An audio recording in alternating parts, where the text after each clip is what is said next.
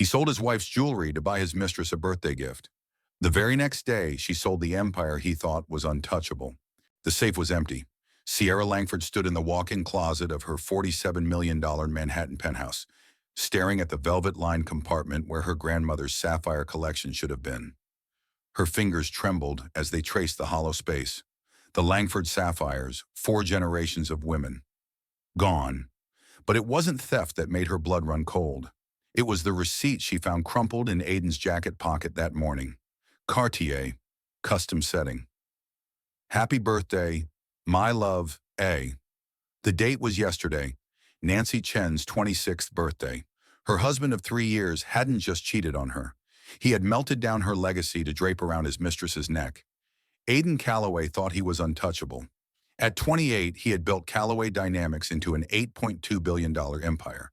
He owned half the commercial real estate in Midtown. He had politicians on speed dial and journalists in his pocket. He looked at Sierra like she was furniture, a decorative wife who photographed well at charity galas. But Aiden made one fatal mistake. He never asked where Sierra came from. He never wondered why a woman with a Yale law degree was content to play the quiet housewife. He never noticed the calls she took in the garden, the ones that made his security team nervous. He thought he had married a pretty face with a modest trust fund. He had no idea he had married the hidden daughter of the man who could erase his entire existence with a single phone call. Tonight, Aiden would celebrate his mistress's birthday with stolen sapphires. Tomorrow, Sierra would teach him that some women don't cry when you break them. They calculate. This is the story of how a billionaire lost everything because he thought his wife's jewelry was the most valuable thing she owned. The penthouse at 157 occupied the entire 89th floor. On clear days, you could see the curvature of the earth from the master bathroom. Sierra had always hated it. The apartment felt like a display case, all glass and sharp angles, designed to impress people Aiden wanted to dominate rather than befriend. She had woken at 5:47 a.m., the way she always did, to find Aiden's side of the bed cold. Not unusual. He often left early for the office, or so he claimed. What was unusual was the jacket thrown carelessly over the chaise lounge by the window. Aiden was meticulous about his clothing. His suits went directly to the dry cleaner. He never left things lying around. Sierra picked up the jacket. Tom Ford, navy blue, the one he had worn to dinner with the Japanese investors last night. She brought it to her nose without thinking. Chanel No. 5, heavy, fresh. Sierra didn't wear Chanel. She was allergic to one of its compounds. Her hands moved automatically, checking the pockets the way she had learned never to do. The way wives who wanted to stay married learned to ignore the signs. But something had shifted in her that morning. Maybe it was the dream she had, the one where her grandmother was trying to tell her something. Maybe it was the fact that Aiden had forgotten their anniversary last week, again. Maybe she was just tired of pretending. The receipt was folded twice, tucked into the inner breast pocket. Cartier, 5th Avenue.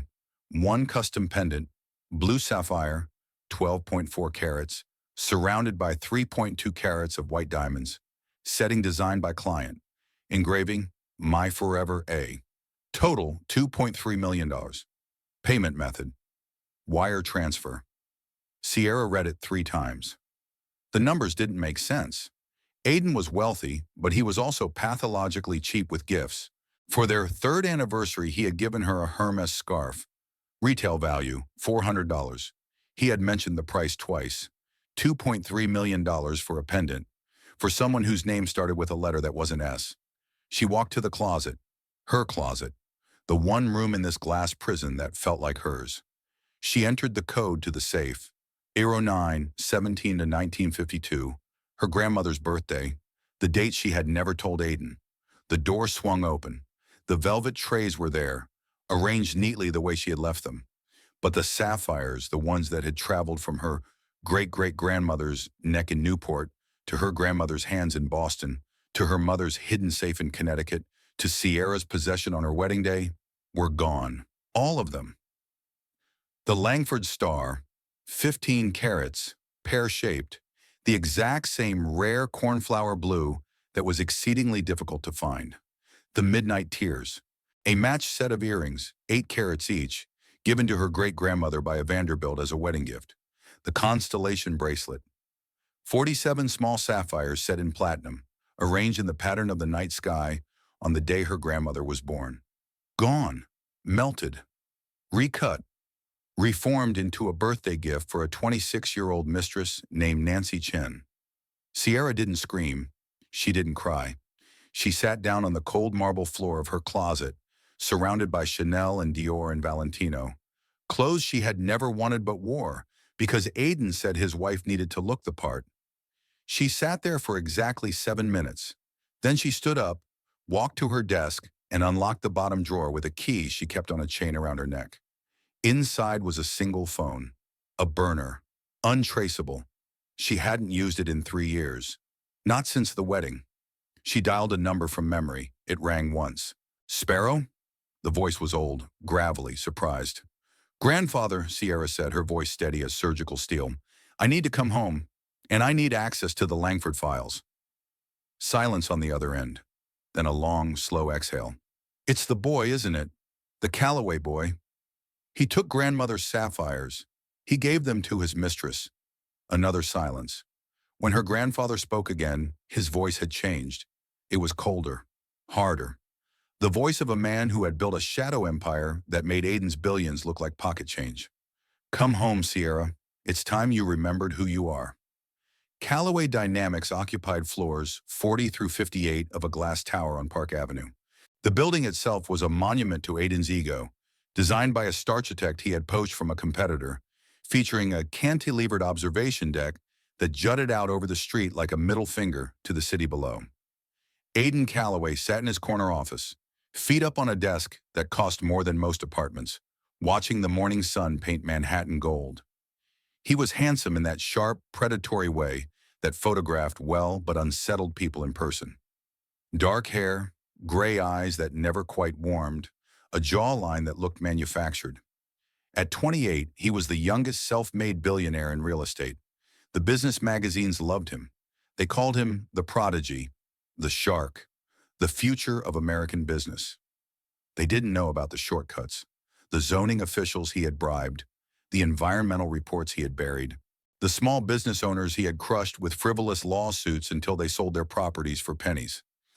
They didn't know about Nancy. His phone buzzed. A text from an unsaved number, but he knew who it was. Last night was incredible.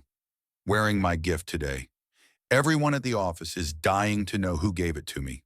Aiden smiled. The sapphire had been worth it. The look on Nancy's face when she opened the box, the way she had thrown herself at him, the things she had whispered in his ear afterward. Sierra could never make him feel that way. Sierra, with her quiet dignity and her books and her annoying habit of asking questions about his business practices. He had married Sierra because she looked the part. Old money aesthetic, good breeding, the kind of wife who would impress the board members' wives at charity events. But she was cold, distant. She flinched when he touched her now, had for almost a year. She didn't understand the pressures he was under, the deals he had to close, the people he had to destroy to stay on top. Nancy understood. Nancy was hungry, like him. Nancy didn't ask questions. Nancy made him feel like a god. His office door opened without a knock. Only one person did that. You look pleased with yourself. Victor Okonkwo, his CFO, settled into the chair across from Aiden's desk. Victor was 52, Nigerian-British, educated at Oxford, the only person in the company who wasn't afraid of Aiden. He was also the only person who knew where all the bodies were buried, which made him untouchable, and he knew it. Close the door, Aiden said. Victor raised an eyebrow but complied. This about the Chen girl? Don't call her that. What should I call her? Your girlfriend? Your side piece? Your catastrophically stupid midlife crisis happening 15 years too early? Aiden's eyes hardened. Careful, Victor. I'm always careful. That's why you pay me $4 million a year. Victor leaned forward. But I'm also honest, which is why I'm telling you that half the building knows about your affair. The doormen talk, the drivers talk. Your assistant, Jenny? She's been fielding calls from page 6 for a month. I've been killing the stories, but I can't do it forever. So kill them harder. And your wife? What happens when Sierra finds out? Aiden laughed. It was not a pleasant sound. Sierra won't do anything. She's not the type. She'll cry maybe. Give me those wounded puppy eyes she does. Then she'll forgive me because she has nowhere else to go. Her family's broke. That trust fund she came with barely covers her clothing budget. Without me, she's nothing. Victor studied him for a long moment. You really believe that, don't you? I know it. I had her investigated before the wedding. Father dead, mother remarried to some nobody in Florida. No siblings, no connections worth mentioning. She's a trophy, Victor. A very pretty, very compliant trophy. And trophies don't fight back. Victor stood up, buttoning his jacket. I've worked with a lot of powerful men, Aiden. The ones who survive have one thing in common. They never underestimate the quiet ones. He walked to the door, then paused. That sapphire you gave your girlfriend. The big one. Where did you get it? Aiden's smile flickered, just for a second. Does it matter? It might, because I know jewelry and I know that stone. It's a cashmere sapphire. Unheated. That color, that size. There are maybe 50 stones like that in the world. Most of them are in museums or royal collections. Victor's voice dropped. Or in old American families who don't advertise their wealth. Where did you get it, Aiden? It was in my safe. It's mine. Was it in your safe, or was it in your wife's? Aiden's face went blank. The mask he wore in negotiations. Get out, Victor, and don't mention this again. Victor left without another word, but the question hung in the air like smoke. Aiden stared out the window at the city he believed he owned. For the first time in a very long time, he felt something cold in his stomach. Something that might have been fear. He shook it off. Sierra didn't know anything. Sierra would never know anything. And even if she did, what could she possibly do?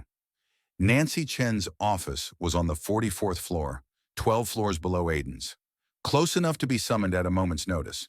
Far enough to maintain the fiction of professionalism. She was the Director of Investor Relations, a title that sounded impressive, but mostly involved smiling at rich people and remembering their children's names. She was very good at it. She had a gift for making powerful men feel seen, understood, important. It was a talent she had cultivated since childhood, watching her mother work 3 jobs to keep them in their cramped Flushing apartment while her father gambled away everything they earned. Nancy had sworn she would never be poor again. She would never depend on anyone.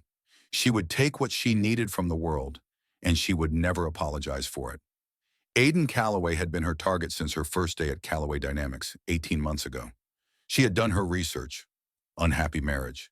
Ego the size of Texas.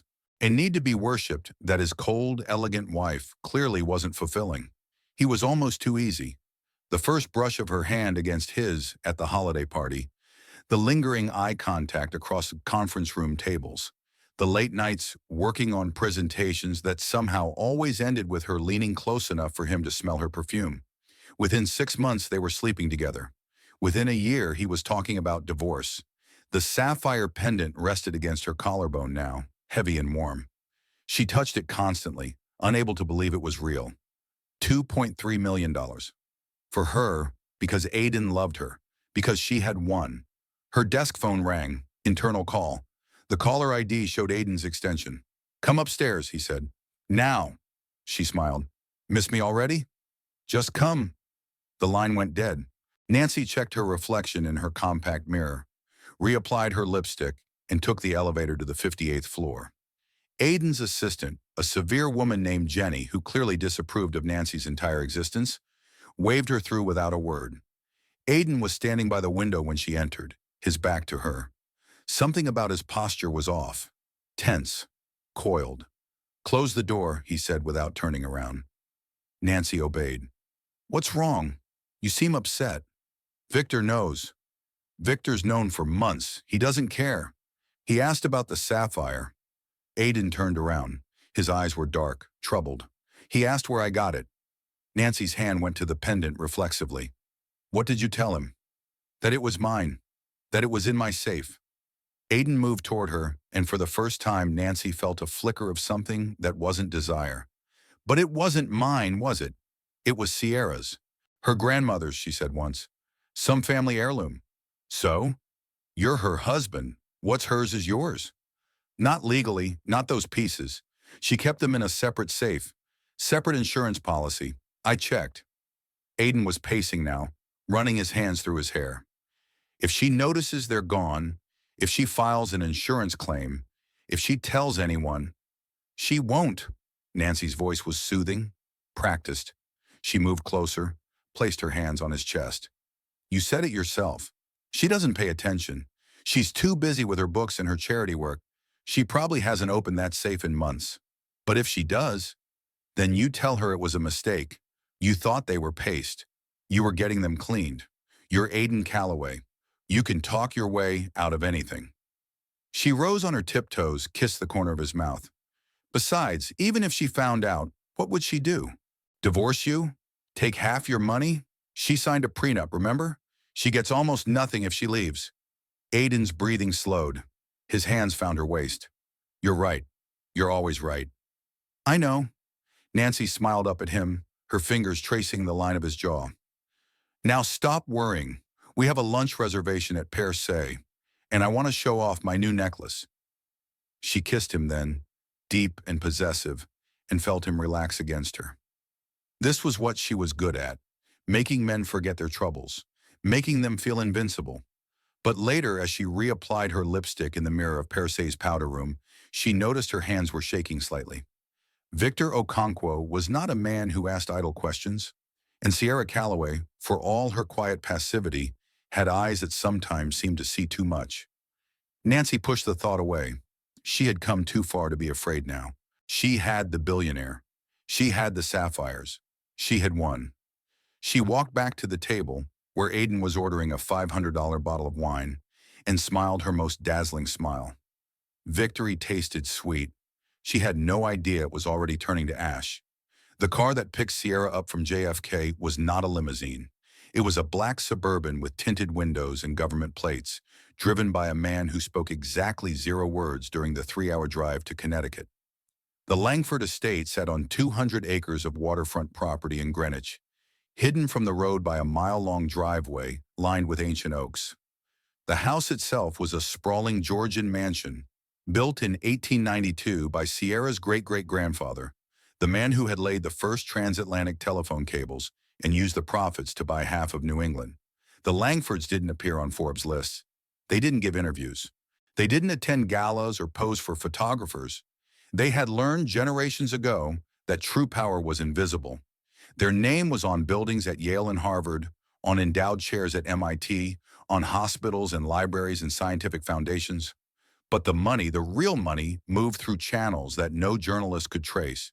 Sierra had grown up in this house until she was 12.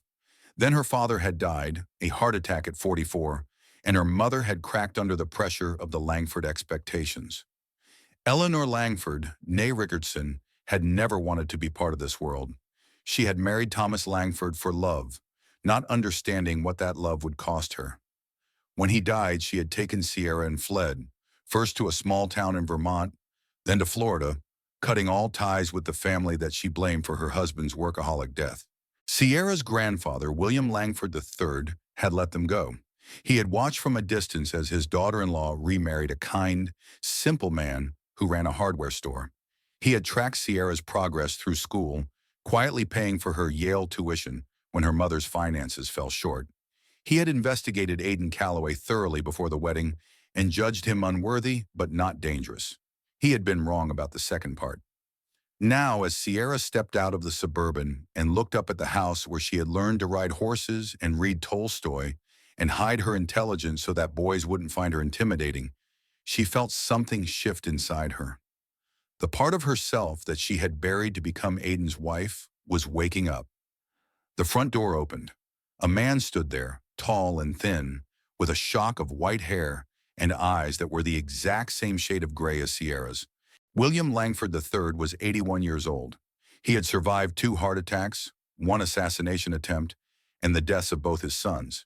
He walked with a cane now, but his grip when he embraced his granddaughter was still iron. "You look thin," he said. "He doesn't feed you." "Grandfather, I'm serious. You looked healthier when you were living on ramen in law school." He pulled back, studied her face. "You're not crying." "No." "Good. Tears are for funerals and negotiations. This is neither." He took her arm, guided her into the house. "Come, we have work to do." The study was exactly as Sierra remembered it. Floor-to-ceiling bookshelves, a fireplace large enough to stand in, a mahogany desk that had belonged to 5 generations of Langford men and now would belong to her. On the desk sat a single manila folder, thick with documents. "The Calloway file," William said, settling into the chair behind the desk. "I've been keeping it updated since you married him.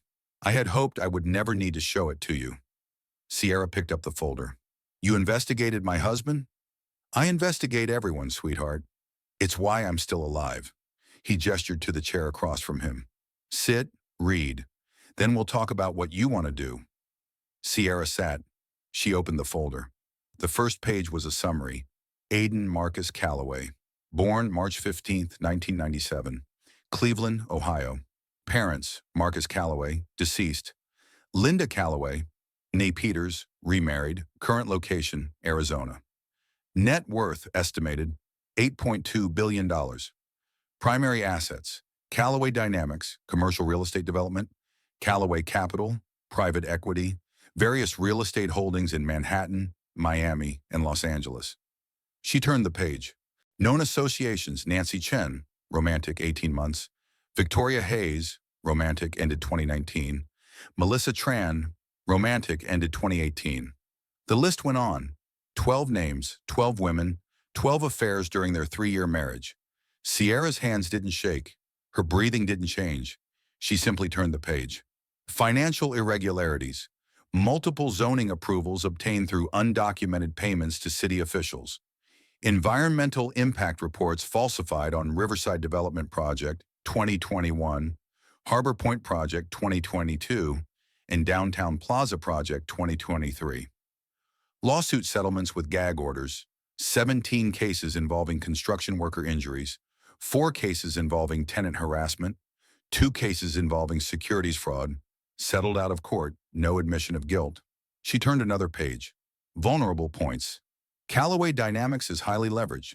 Current debt-to-equity ratio, 3.7. Primary lender, First Continental Bank. Langford family holds 34% of voting shares through blind trusts. Secondary lender, Meridian Capital. CEO Howard Chen, father of Nancy Chen, romantically involved with subject. Sierra looked up. Nancy Chen's father is Aiden's banker? The irony isn't lost on me. William's smile was thin. Young Howard doesn't know about the affair. He thinks his daughter is dating some nice boy from her MBA program. It seems Aiden has been very careful to keep his professional and personal entanglements separate. But not careful enough. No one ever is. William leaned forward. Keep reading. The best part is at the end. Sierra flipped to the final pages. Her breath caught. Sapphire pendant, custom Cartier. Insurance documentation traced to Langford collection. Items reported as in secure family storage on current policy. Estimated value of stolen items. $12.4 million insurance. $47 million auction estimate for complete collection. Legal status. Theft of items valued over $1 million is a Class B felony in New York State. Statute of limitations, 5 years. Additional considerations. Items are documented Langford family heirlooms with provenance dating to 1887. Any attempt to sell or display them publicly would constitute trafficking in stolen goods. Sierra closed the folder. He didn't just cheat on you, William said quietly. He committed a felony. Multiple felonies, actually, given the number of pieces he took. You could put him in prison for 10 to 20 years. I don't want him in prison. William raised an eyebrow. No, prison is too quick, too clean. Sierra looked up and her grandfather saw something in her eyes that made him proud. Something cold and patient and utterly ruthless. I want him to watch everything he built crumble. I want him to lose it all, piece by piece, and know that it was me. I want him to understand finally exactly who he married. William Langford III smiled. It was not a kind smile. It was the smile of a man who had crushed competitors, ruined rivals, and built an empire that spanned continents.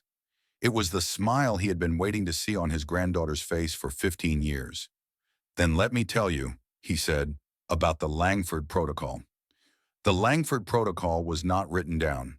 It existed only in the minds of the family members who had used it over the past century, passed from generation to generation like a secret recipe for destruction.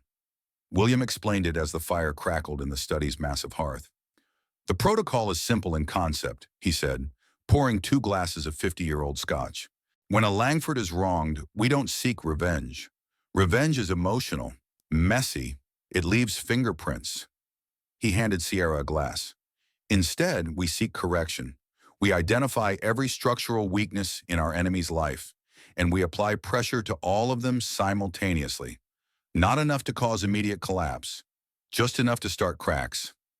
Then we wait. For what? For them to destroy themselves. The beauty of the protocol is that we never have to do anything illegal. We never have to threaten or intimidate. We simply adjust the landscape, and then we watch gravity do its work. Sierra sipped her scotch. It burned going down, but she didn't flinch. What are Aiden's structural weaknesses? 3 primary ones. William ticked them off on his fingers. First, his leverage. He's borrowed against everything he owns to finance his expansion. If his lenders call in those loans early, or even just tighten the terms, he'll be forced to sell assets at a loss to stay liquid. Second, his reputation. He's built his brand on being the golden boy of real estate, the young genius.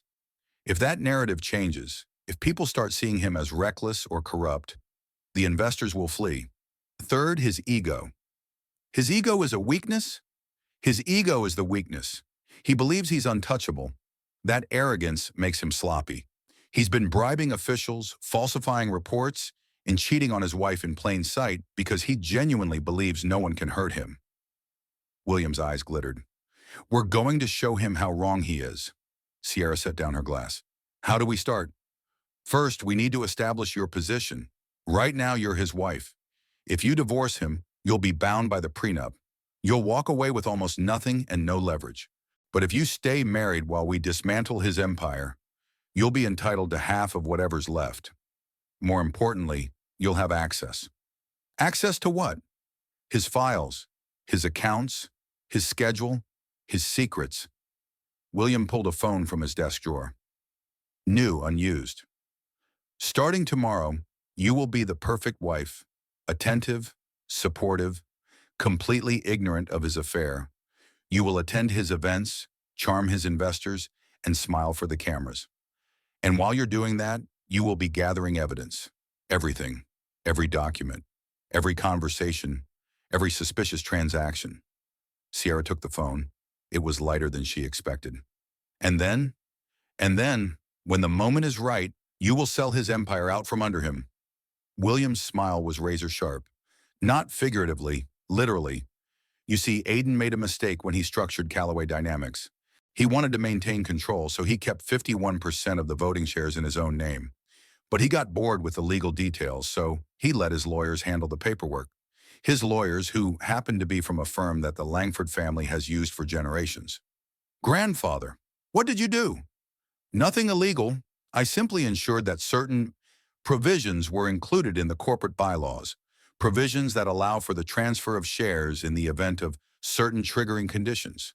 Conditions that, with the right evidence, Aiden has already met. Sierra stared at him. You've been planning this since I married him. I've been preparing for every possibility since you were born, sweetheart. That's what Langfords do. We don't hope for the best. We plan for the worst.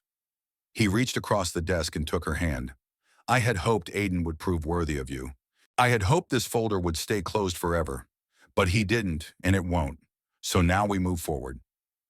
What are the triggering conditions? William pulled another document from the folder. Fraud, embezzlement, criminal conduct that could expose the company to legal liability. If Aiden is found to have committed any of these acts, the board has the authority to strip him of his voting rights and transfer control to a designated successor. Who's the designated successor? William's smile widened. Read the document. Sierra looked down at the page. At the bottom, in small but perfectly clear type, was a name. Designated successor in the event of triggering conditions, Sierra Langford Callaway. He signed this? He signed it 3 years ago, the week before your wedding. He didn't read it.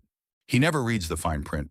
William stood, walked to the window, looked out at the moonlit grounds. You have 60 days, Sierra. 60 days to gather enough evidence to trigger the succession clause. 60 days to position yourself as the reasonable alternative to a corrupt CEO. 60 days to make Aiden Calloway destroy himself. Sierra stood as well. The folder felt heavy in her hands.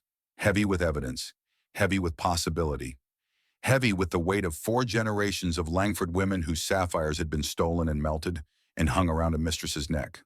I'll need help, she said. People I can trust. You'll have them. Victor Okonkwo has been on our payroll since before Aiden hired him. He's been waiting for this moment. Victor? Aiden's CFO? Victor hates Aiden, has since the beginning. He took the job because we asked him to, and he stayed because he wants to see Aiden fall almost as much as we do. William turned back to face her. You're not alone in this, Sierra. You never were. Sierra thought about the past 3 years, the loneliness, the isolation, the creeping sense that she had made a terrible mistake and had no way out. She had thought she was trapped. She had been wrong. 60 days, she said. I'll have everything you need in 30. William Langford III looked at his granddaughter, standing tall in his study, her eyes blazing with cold fire, and felt something he hadn't felt in years. Hope. That's my girl, he said. Now, let's talk specifics. Sierra returned to Manhattan the next morning. She walked into the penthouse at 10 a.m., still wearing the simple dress she had left in, carrying nothing but her purse and the encrypted phone her grandfather had given her. Aiden was in the kitchen, drinking coffee and reading something on his tablet. He looked up when she entered, his expression flickering through surprise, annoyance, and finally settling on a mask of casual indifference. Where have you been? He asked. Not worried, annoyed, as if she had inconvenienced him by being absent. Connecticut, Sierra said. She set her purse on the counter, walked to the espresso machine, began making herself a cup. My mother called. Family emergency. You didn't tell me you were leaving. You weren't here. She kept her voice light, unaccusing. I left a note on your pillow. Aiden frowned. He hadn't been home last night. He had stayed at the Langham, in the suite he kept for his evenings with Nancy. There had been no note. I must have missed it, he said carefully. Is everything okay? With your mother? Fine. False alarm. Sierra turned, coffee in hand, and smiled at him. It was the smile she had perfected over 3 years of marriage. Warm, unchallenging, slightly vacant. The smile of a woman who didn't suspect a thing. I'm sorry if I worried you. Aiden visibly relaxed. No, it's fine. I was just surprised. He turned back to his tablet. I have a dinner tonight. The Hendersons. You should come. Patricia was asking about you. I'd love to. Wear the blue dress. The one from the Met Gala. Patricia liked that one. Of course. Sierra took her coffee to the bedroom, closing the door behind her. She stood there for a moment, breathing slowly, letting the mask drop. Her hands were steady. Her heart was calm. She felt, for the first time in years, like herself. Then she got to work. The blue dress was in her closet, exactly where she had left it. She pulled it out, laid it on the bed, and began going through Aiden's things. His nightstand, his dresser, the pockets of the suits he hadn't yet sent to the cleaners. She found receipts, hotel rooms, restaurant bills, a parking ticket from an address in Soho that she didn't recognize.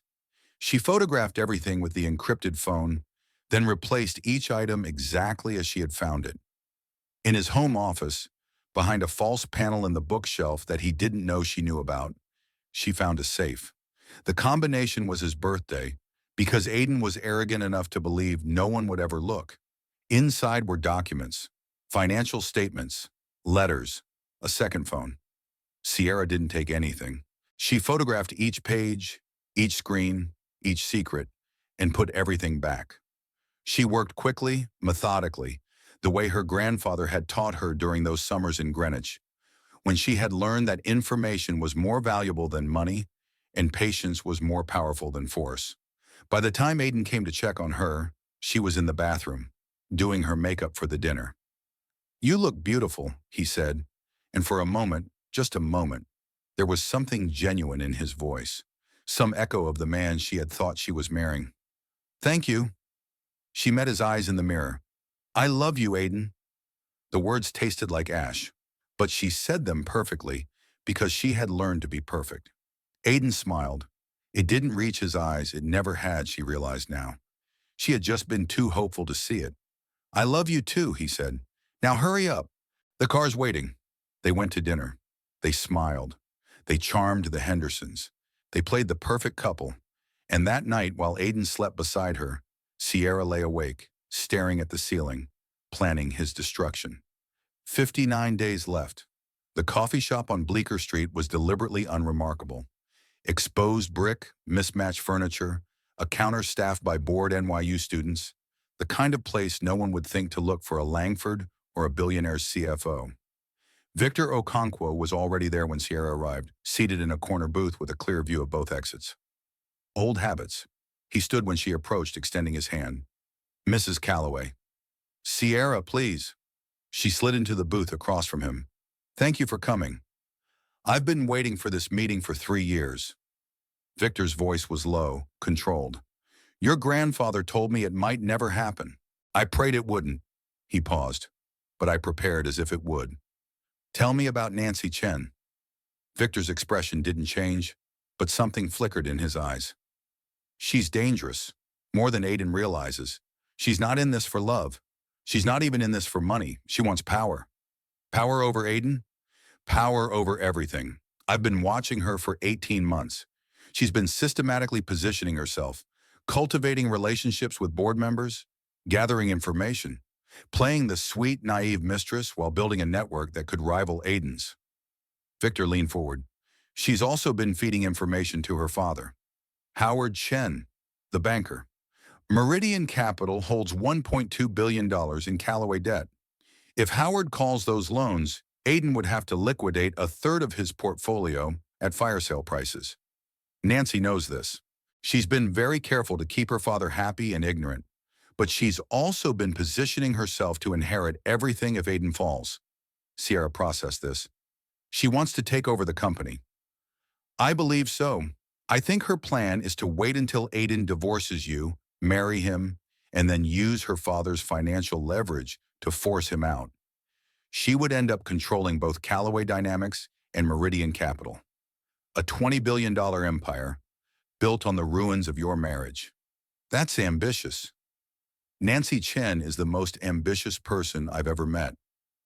Victor's voice carried a grudging respect. "In another context, I might admire her, but she's allied herself with a man who destroys everything he touches, and she's willing to destroy you to get what she wants. Then we'll have to move faster than she expects." Sierra pulled out the encrypted phone, showed Victor the photographs she had taken. "These are from Aiden's home office. Financial statements, correspondence, evidence of payments to city officials." Victor scrolled through the images, his expression growing darker with each one. "This is more than I expected. Some of these transactions, he's been hiding them even from me. Can you verify them? Cross-reference them with company records?" "I can do better than that." Victor pulled out his own phone, began typing. "I've been keeping a parallel set of books for years. Every suspicious transaction, every payment that didn't add up, every meeting that wasn't on his official calendar." He looked up. "I have enough to trigger the succession clause twice over. I was just waiting for someone who could actually use it." "Why didn't you go to the authorities?" "Because Aiden has authorities on his payroll. Police commissioners, state senators, a federal judge." Victor's voice was bitter. "Do you know how he really made his first billion? Not through smart investments, through blackmail. He has files on everyone who matters in this city. Anyone who moves against him publicly ends up ruined. So we don't move publicly." Sierra took back her phone. "We move through the board, quietly, legally. By the time he realizes what's happening, it will be too late. You'll need allies on the board. Right now, Aiden controls 6 of the 11 seats through loyalists and intimidation. My grandfather's working on that. 3 of those 6 have vulnerabilities that the Langford family is aware of. By next week, they'll be more interested in saving themselves than protecting Aiden." Victor stared at her. "You've changed, Mrs. Calloway." "No." Sierra stood, gathering her things. "I've just stopped pretending to be someone I'm not." She paused, looked down at him. 58 days, Victor. Can you have everything documented and ready to present to the board by then? I can have it ready in 30. Good. Then we'll move in 30. She started to leave, then turned back. One more thing. The sapphires, my grandmother's sapphires. Nancy is wearing the main stone. The others were probably sold or broken up. I know. I saw the pendant. Victor's jaw tightened. Do you want them back? I want her to be wearing that stone when everything falls apart. I want her to know in that moment exactly what it cost her. Sierra's smile was cold. The Langfords have a long memory, Victor, and we always collect what's owed. She walked out of the coffee shop into the bright Manhattan morning and disappeared into the crowd.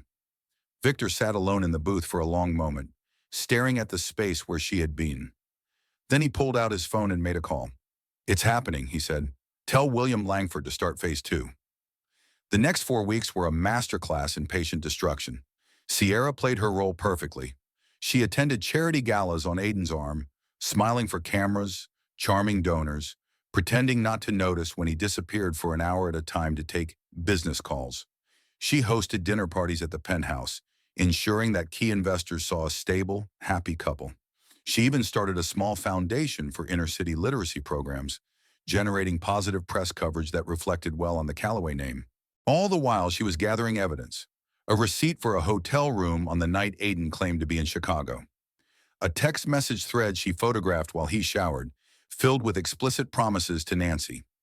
Bank transfers to a shell company in the Caymans that Victor confirmed was used for bribes. Documents signed with dates that didn't match the official record. Each piece by itself was circumstantial. Together they formed a portrait of a man who had lied, cheated, and stolen his way to the top and was too arrogant to cover his tracks. Meanwhile, William Langford was working the board. Harrison Cole, a 62-year-old real estate veteran who held 2 seats through proxies, had been quietly informed that his son's DUI, the one that had killed a pedestrian and been covered up through expensive lawyers, was no longer as covered up as he thought. Harrison suddenly developed serious concerns about Aiden's leadership style. Margaret Wu, who had joined the board after selling her development company to Callaway Dynamics, was reminded that the sale price had been artificially deflated through Aiden's manipulation of her company's stock price. She had always suspected, but could never prove it. Now she had proof, delivered anonymously to her home address. Robert Okafor, the youngest board member at 38, was simply offered a better opportunity. The Langford Foundation was looking for a new director of their real estate development initiative. The salary was triple what he made at Callaway, with none of the ethical compromises. One by one, Aiden's allies became liabilities. And Nancy Chen, for all her scheming, never saw it coming.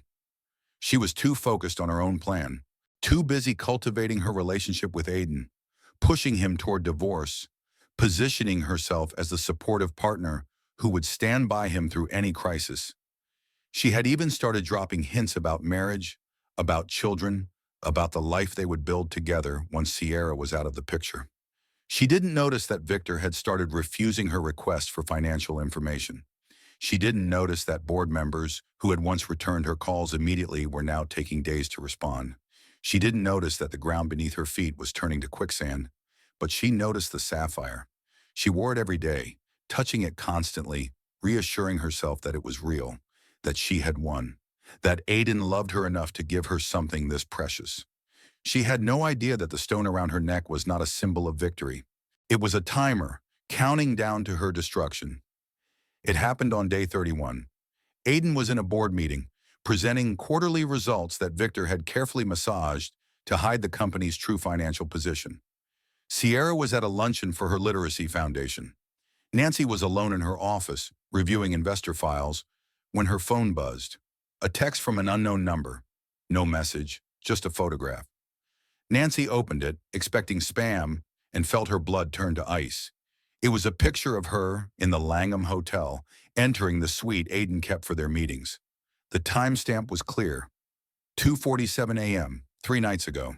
Her face was visible. Her outfit was unmistakable. Another photo arrived. This one showed Aiden, an hour later, leaving the same suite.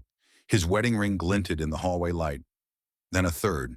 Nancy and Aiden at a restaurant in Soho, his hand on her thigh under the table. The angle suggested it was taken from another table, close enough to see everything. No threatening message, no demand, just photos, evidence.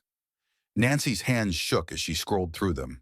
There were dozens, months of meetings, documented in perfect detail. Someone had been watching them, someone who knew exactly what they were doing and had been waiting for the right moment to use it. She called Aiden. No answer. Called again. Voicemail. She was about to call a third time when her office door opened. Patricia Henderson walked in, the wife of one of Callaway Dynamics' biggest investors. She was smiling, but her eyes were cold. "Nancy, dear," Patricia said, settling into the chair across from Nancy's desk without invitation. "We need to have a chat. About that lovely necklace you've been wearing." Nancy's hand went to the sapphire reflexively. "Mrs. Henderson, I'm in the middle of something. Can we schedule for later?" "I'm afraid not." Patricia's smile didn't waver. "You see, I've been meaning to ask where you got that stone. It's quite remarkable. Cashmere sapphire, isn't it? Unheated, that shade of blue is almost impossible to find.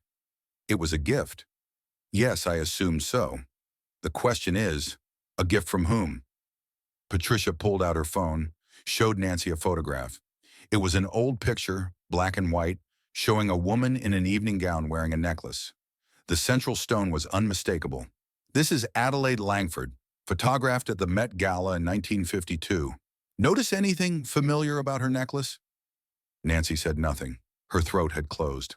The Langford sapphire, 15 carats, passed down through 4 generations of Langford women. Patricia's voice hardened. "Last seen in the possession of Sierra Langford, who married Aiden Callaway 3 years ago, who is sitting in her penthouse right now, probably wondering where her grandmother's jewelry went." "I don't know what you're talking about." "Of course you do, dear, and so does everyone else." Patricia stood, smoothed her skirt. "I just came from lunch with Margaret Wu and Harrison Cole. We had a very interesting conversation about the future of Callaway Dynamics and about young women who accept stolen property from married men." She walked to the door, paused with her hand on the handle. "A word of advice, Nancy. Whatever you think you've won here, you haven't. The Langfords don't lose. They never have. And the woman you've been helping Aiden betray? She's not some helpless trophy wife." Patricia's smile turned sharp. "She's the most dangerous person you've ever met, and she's been playing you both from the beginning." The door closed behind her. Nancy sat alone in her office, staring at the sapphire that suddenly felt like a noose around her neck. Her phone buzzed again. Another photo. This one showed Sierra walking out of a building in Greenwich, Connecticut, arm in arm with an elderly man Nancy didn't recognize. Below the photo, a message. "Did you really think you could steal from a Langford and get away with it?" Nancy Chen, who had schemed and manipulated her way through life, who had never lost a game she had chosen to play, felt something she hadn't experienced since childhood. Fear. Day 34. The Callaway Dynamics boardroom on the 58th floor. 11 chairs around a table of polished obsidian. Floor-to-ceiling windows overlooking a city that Aiden had believed he owned. Portraits of the company's short history on the walls, each one featuring Aiden's face. The board members filed in one by one. Harrison Cole looking pale and avoiding eye contact. Margaret Wu, her expression unreadable. Robert Okafor, who hadn't spoken to Aiden in a week. The others loyal but nervous, sensing something in the air they couldn't name. Aiden took his seat at the head of the table. Victor on his right, Jenny taking notes in the corner. He was irritated. The quarterly numbers had been weak, and he had spent the morning fielding calls from investors who had heard rumors he couldn't identify. The gossip blogs were sniffing around something about his personal life. Patricia Henderson had canceled a dinner invitation without explanation. Something was wrong, but he couldn't see what. "Let's make this quick," he said, flipping open the agenda. "I have a lunch meeting at 1. "Actually," Harrison Cole said, and his voice cracked on the word, "there's an addition to the agenda, a motion for emergency review of the CEO's conduct." The room went silent. Aiden looked at Harrison, at the man who had golfed with him, dined with him, laughed at his jokes for 3 years. Harrison was staring at the table, unable to meet his eyes. "Excuse me?" "The motion has been seconded," Margaret Wu said. Her voice was steady. "By me, and supported by a majority of the board. This is absurd. Aiden stood, palms flat on the obsidian. You can't call a vote without proper notice. The bylaws require 30 days. The bylaws require 30 days for standard matters. Robert Okafor finally looked up. But Section 12, Paragraph 4, allows for emergency action in cases of suspected fraud, embezzlement, or criminal conduct. We have evidence of all three. Evidence? What evidence? Victor cleared his throat. Every head turned toward him. Aiden felt the first true tremor of fear. Victor, what is this? Victor Okonkwo stood, walked to the presentation screen at the end of the room, and connected his laptop. Over the past 3 years, I have documented numerous irregularities in Callaway Dynamics' financial practices. Payments to city officials for zoning approvals, falsified environmental impact reports, settlement agreements with confidentiality clauses designed to hide patterns of negligence and fraud. The screen flickered to life. Spreadsheets, photographs, documents with Aiden's signature. These transactions total approximately $47 million in illegal payments and an estimated $300 million in hidden liabilities. If these matters become public, the company faces potential fines, lawsuits, and criminal prosecution that could result in bankruptcy. You treasonous piece of... Aiden started toward Victor, fists clenched. Sit down, Mr. Callaway. The voice came from the doorway. Everyone turned. Sierra stood there dressed in a simple black suit, her hair pulled back, her expression calm. She looked nothing like the quiet, compliant wife they had seen at charity events. She looked like what she was, a Langford coming to collect. Sierra? Aiden's voice was strangled. What are you doing here? I'm exercising my rights as a shareholder. She walked to the table, took the empty chair at the opposite end from Aiden, and as the designated successor under Section 12, Paragraph 7 of the corporate bylaws. What are you talking about? You don't own any shares. Actually, I do. Sierra placed a document on the table. As your wife, I'm entitled to half of our marital assets. And since you failed to file proper paperwork transferring your shares to a separate trust, half of your 51% stake is legally mine. That's 25.5% of voting shares. She smiled. Add that to the 15% that my grandfather's foundation quietly acquired over the past month, and I now control 40.5% of Callaway Dynamics. More than enough to call this meeting. The color drained from Aiden's face. Your grandfather? The Langfords? Did you really never wonder, Aiden? Sierra's voice was soft, almost pitying. Did you really believe I was just some nobody with a modest trust fund? Did you really think you were the smart one in this marriage? I had you investigated. You had me investigated by a firm that the Langford family has controlled for 60 years.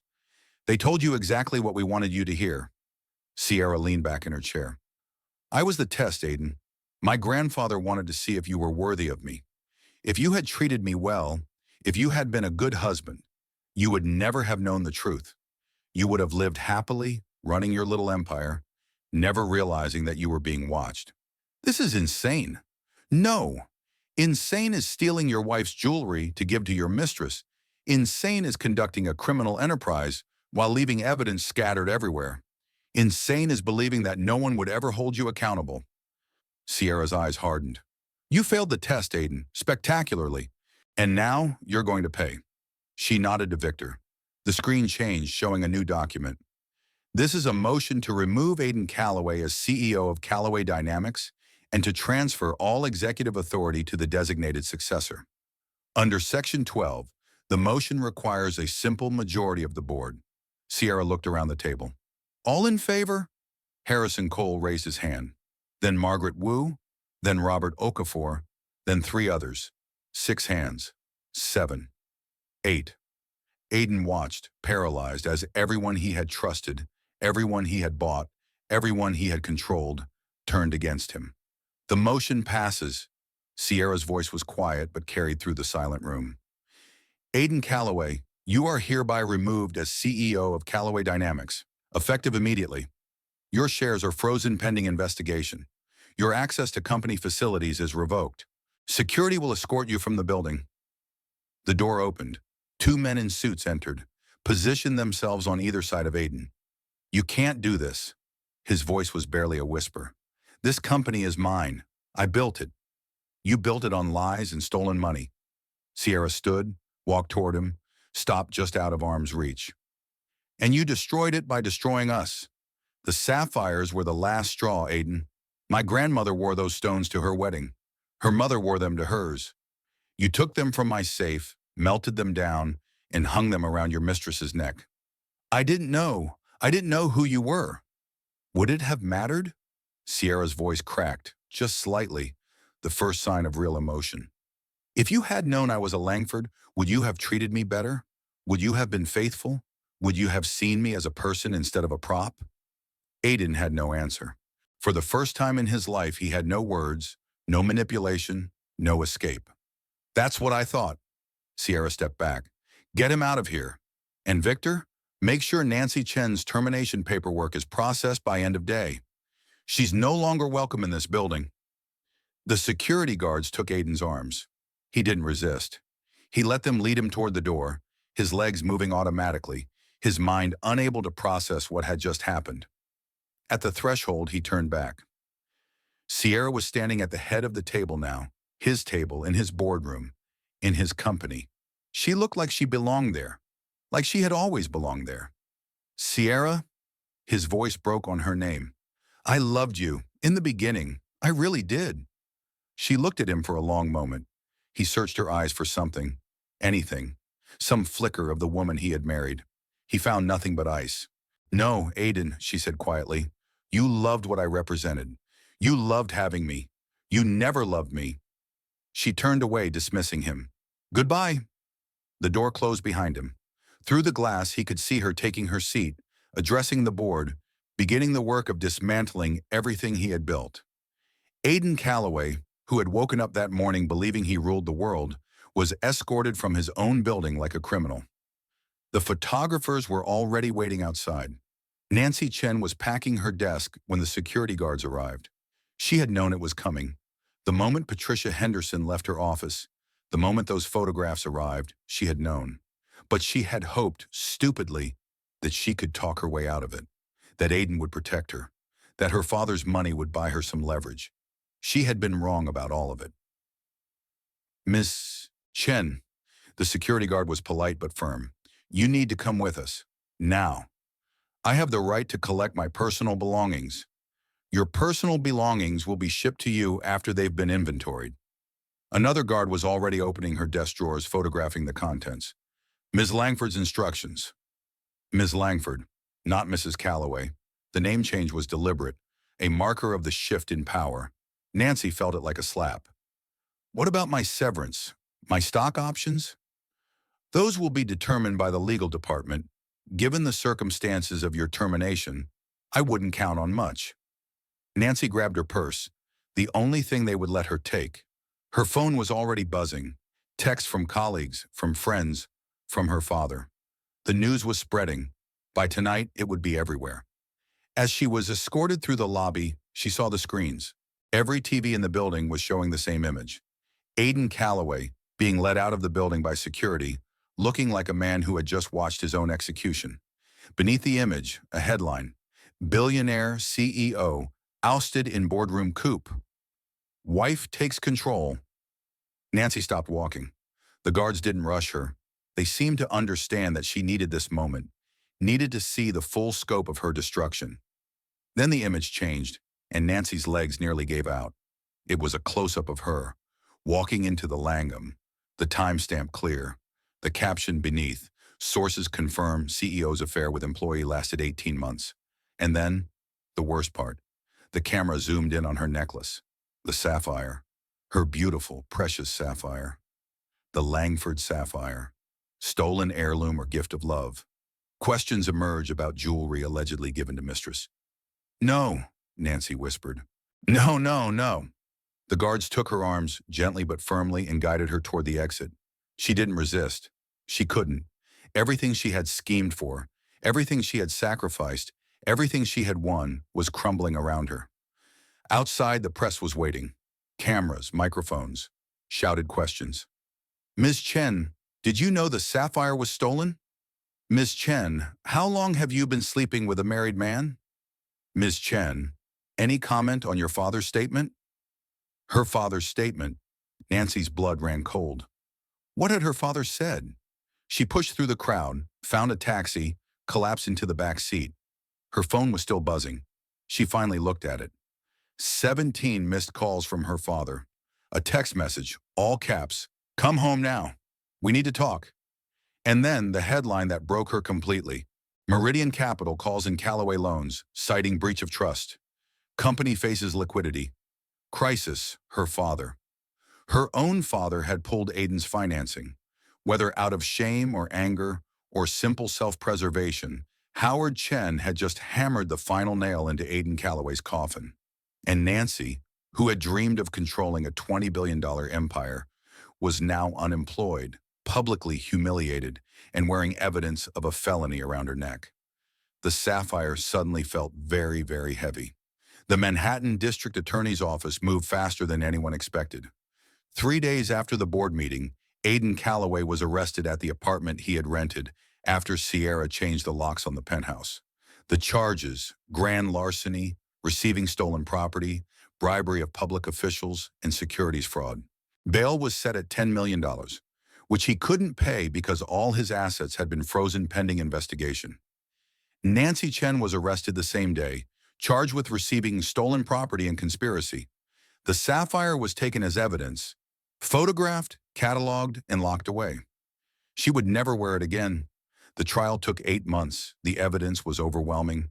Victor's documentation, Sierra's photographs, bank records, testimony from city officials who had been offered immunity in exchange for cooperation. Even Vanessa, Aiden's former employee who had introduced him to Nancy, testified against him, claiming she had been coerced into facilitating the relationship. Aiden's lawyers tried everything. They argued entrapment. They claimed the Langford family had orchestrated a vendetta. They suggested Sierra had planted evidence. None of it worked. The paper trail was too clean, the witnesses too credible, the defendant too obviously guilty. The jury deliberated for 6 hours. Guilty on all counts. Aiden Callaway was sentenced to 15 years in federal prison. Nancy Chen, who had cooperated with prosecutors in exchange for a lighter sentence, received 3 years and was ordered to pay restitution of $2.3 million, the value of the jewelry she had knowingly accepted. The day of sentencing, Sierra attended court for the first and only time. She sat in the back row wearing black, her grandmother's remaining jewelry, the pieces Aiden hadn't stolen, glittering at her throat. When Aiden was led away in handcuffs, he looked back at her. Their eyes met across the courtroom. He saw what he had always been too blind to see, the steel beneath the softness, the power beneath the patience, the Langford beneath the Callaway. Sierra didn't smile. She didn't gloat. She simply watched, her face impassive, as the man who had stolen her sapphires, her trust, and 3 years of her life was taken away. Then she stood, gathered her things, and walked out into the sunlight. It was over. The Langford Foundation's annual gala was the event of the season.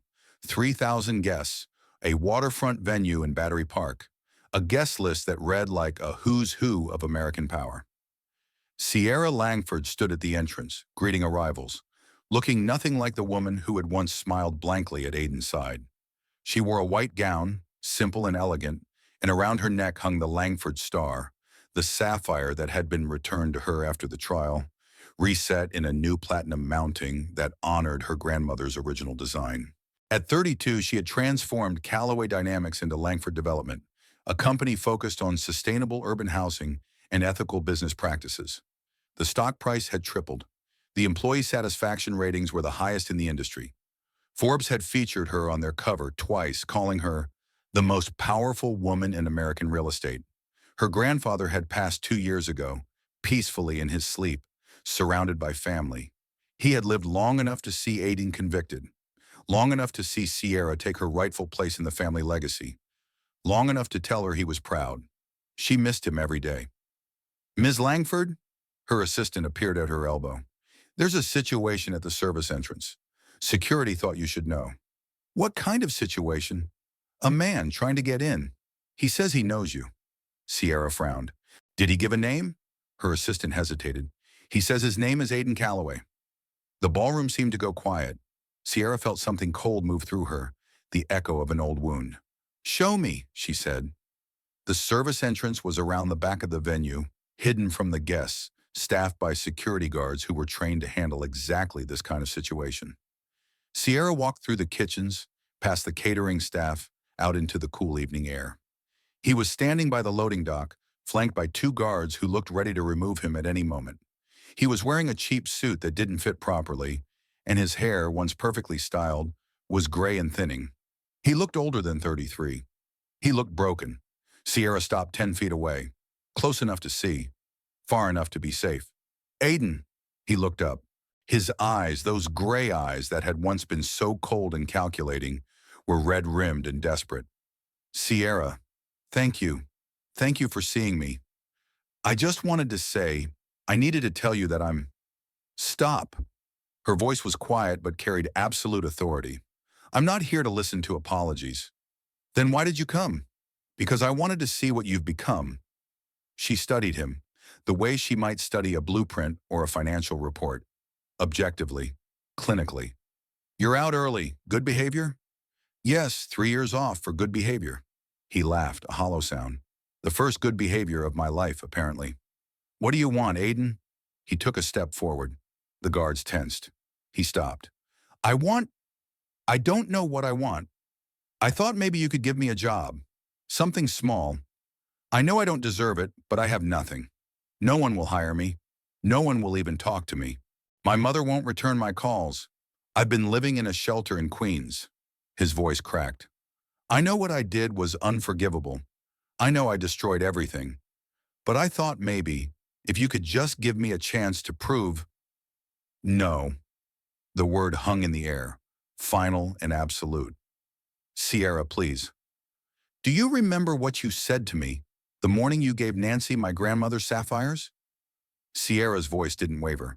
"You said I was there to support you, that I shouldn't try to talk business because people like me would get eaten alive, that I should smile and nod and not embarrass you." Aiden closed his eyes. "I remember. You spent 3 years treating me like furniture, like an accessory, like something you owned rather than someone you loved. You stole my jewelry to impress your mistress. You lied to me every single day." Sierra stepped closer, and for the first time there was heat in her voice. Real anger, finally released. "And now you come here, to my event, wearing a cheap suit and a sad story, expecting me to save you? To give you a job? To feel sorry for you? I don't expect anything. I just hoped. Hope is for people who deserve it." Sierra reached up and touched the sapphire at her throat. "This stone has been in my family for 4 generations. My great-great-grandmother wore it at her wedding. My grandmother wore it when she buried her husband. My mother wore it when she had to put her life back together after my father died. And you took it. You melted it down. You hung it around your mistress's neck like it was costume jewelry. I know, I'm sorry." "Sorry isn't enough." Sierra turned to the security guards. "Escort Mr. Calloway off the premises. If he attempts to enter any Langford property again, have him arrested for trespassing." "Sierra, wait." Aiden's voice was desperate. "I loved you. I know I had a terrible way of showing it, but I loved you." Sierra stopped. She turned back one final time. "No, Aiden, you didn't love me. You didn't even see me. You saw what you wanted to see. A pretty face, a trophy, a prop for your perfect life." She paused. "Do you want to know the worst part? I would have loved you, really loved you, if you had let me, if you had seen who I really was, instead of who you wanted me to be. We could have built something real together." I know that now." "Too late." Sierra nodded to the guards. "Get him out of here." She walked back into the venue, through the kitchens into the ballroom full of light and music and people who respected her for who she really was. She didn't look back. Behind her, Aiden Calloway was led away into the darkness. He would never see her again. The gala was a triumph. $47 million raised for affordable housing initiatives. A standing ovation for Sierra's speech about ethical capitalism and the responsibility of wealth. Dancing until midnight. But the moment that would stay with Sierra wasn't the applause or the champagne or the admiring glances of powerful men and women who wanted to be close to her success. It was later, after the guests had gone and the caterers were cleaning up, when she walked out onto the terrace overlooking the harbor. The city glittered around her, beautiful and merciless. The same city that had witnessed her humiliation and her resurrection. She touched the sapphire at her throat. It was warm from her skin, alive in a way that gemstones shouldn't be. "I did it, grandmother," she whispered to the wind. "I brought them home. Not just the sapphires, the family, the legacy, the power that had been hidden away, waiting for her to be ready." Her phone buzzed. A text from Victor Okonkwo, now the CEO of a tech company she had funded, living his best life with a husband and 2 adopted children. "Saw the news. Proud of you. Drinks next week?" She smiled. "Absolutely." Another text, this one from a number she didn't recognize. She opened it, expecting spam. It was a photograph. Nancy Chen standing outside a restaurant in Los Angeles, wearing a waitress uniform. She looked older, tired, nothing like the ambitious schemer who had worn stolen sapphires with such triumph. She was smiling, though, a real smile. The smile of someone who had lost everything and was slowly, painfully rebuilding. Below the photo, a message. "She's been sober for 2 years, working at a women's shelter on weekends. Thought you should know." Sierra stared at the photo for a long moment. She didn't feel triumph. She didn't feel vindication. She felt something more complex, sadder, more human. Nancy Chen had been an enemy, but she had also been a young woman who had grown up poor and afraid, who had learned to see the world as a competition to be won, who had made terrible choices in pursuit of security she had never felt. It didn't excuse anything, but it explained some things. Sierra typed a reply. "Who is this?" The answer came immediately. "Someone who believes in second chances." "She doesn't know I'm sending this. She would be mortified, but I thought you deserved to know that some stories don't end in darkness." Sierra looked out at the city, at the lights that never dimmed, at the millions of people living their complicated, messy, hopeful lives. She deleted the photo, but she didn't block the number. Maybe someday there would be more to say. The next morning, Sierra woke in her Greenwich estate, in the bedroom that had once belonged to her grandmother. The sapphire collection, restored and expanded, glittered in a museum-quality case by the window, visible to anyone who entered, but protected by systems that would take a professional thief hours to crack. She made her own coffee, a habit she had kept from the lean years before her inheritance. She sat on the terrace watching the sun rise over Long Island Sound and thought about everything that had led to this moment. 3 years of marriage to a man who had never seen her. 18 months of patient planning, 8 months of trial, 5 years of building something better on the ruins of something broken. Her phone rang. The office. A crisis with a development in Boston, a zoning issue that needed her personal attention. The work never stopped. But before she answered, she allowed herself one final moment of reflection. Aidan Calloway had believed that power came from money, from domination, from taking what you wanted and discarding what you didn't need. He had been wrong. Power came from patience, from seeing clearly, from knowing exactly who you were and refusing to be diminished by anyone. She had won not because she had destroyed him, but because she had refused to be destroyed. She had won not through revenge, but through revelation. The person she had hidden for 3 years, the Langford beneath the Calloway, had finally emerged into the light. And the sapphires? They were beautiful. They were valuable. They were history and family and legacy carved into stone. But they weren't what mattered most. What mattered most was this: a woman who had been told she was nothing, who had been treated like furniture, who had watched her grandmother's jewelry hung around a mistress's neck, had risen from the ashes of her marriage to become one of the most powerful people in the country, not because of her family's money, not because of her grandfather's schemes, but because she had the strength to wait, the wisdom to plan, and the courage to act when the moment was right. That was the real inheritance. That was the real treasure. And it was something no one could ever steal. And that, my friends, is the story of how a billionaire's cruelty cost him everything. Aidan Calloway thought he was untouchable. He thought his money made him invincible. His power made him immune. His wife made him look respectable. He was wrong about all of it. He signed away his empire the day he opened his wife's safe. He just didn't know it yet. The sapphires are back where they belong now, glittering in a Greenwich estate, waiting for the next generation of Langford women to wear them. Sierra never remarried. She said once in an interview that she preferred to invest in things that could grow, not people who might disappoint. But she's happy. You can see it in her eyes and the way she carries herself, in the genuine warmth she shows to the people who work for her. She's built something real, something lasting, something that will outlive her and the man who once tried to diminish her. As for Aiden, last anyone heard, he was working at a car wash in New Jersey, living in a room above a laundromat, spending his evenings staring at a phone that never rings. Some say he keeps a photograph of Sierra in his wallet. Some say he still wears his wedding ring. I don't know if that's true. I don't know if it matters.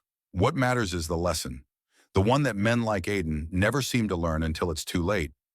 Never underestimate the quiet ones. Never assume that silence means weakness. And never, ever steal from a woman who knows how to wait. The universe has a long memory. And karma? Karma always collects. So let me ask you, did Aiden deserve what he got? Was Sierra's revenge too harsh or not harsh enough? And if you were in her shoes, would you have waited 5 years?